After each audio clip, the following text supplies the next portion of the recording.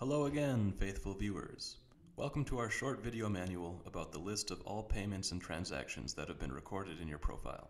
The list of payments can be found in the Payments menu, and it's divided into 4 basic payment types. You have your cash book for cash transactions, and 3 other sections for bank transfers, card payments, and coupons. We will explain the basic overview of these sections in Cash Book. The other 3 payment method sections are the same.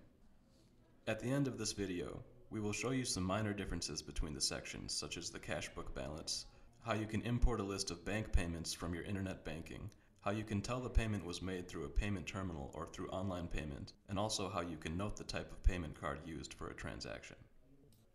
So let's start with the cash book. What you see here is a list of all recorded cash transactions in your profile. Payments can be filtered by date of payment or closure date. You can filter incomes and expenses separately or both together. An important thing to note is that payments in different currencies are listed separately. If you want to see payments in euros, for example, you need to switch the cash book currency.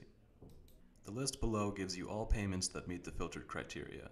You can also see if the payment is connected to some of your issued documents and if it's tied to a reservation. Payments can also be deleted if they are not locked by a closure. You can see if they are locked by this locked icon. Now let's explain the buttons on the top left side. Using the plus and minus button, you can add a new income payment and a new expense payment. Payments can be connected to issued documents, but they can also have no connection. For example, cash withdrawal from reception at the end of the day will be an expense created without connection to a document. Money will just be taken from the cash register and brought to the bank. Or let's say some goods are delivered to the hotel and reception has to pay for them in cash. The supplier will provide the document later, but the receptionist has to make the exchange now. So they need to create an expense in the cash book. In the top right part of the cash book, you can see the balance. This number indicates how much money you should have, physical cash, at reception.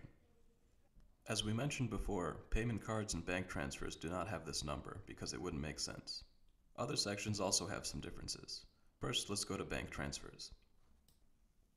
Again, you see a list of payments, but here you have a function that allows you to import a bank statement from your internet banking system. You can do it using this button, and the file has to be in GPC format. The payments from the bank statement will be automatically assigned to your issued documents.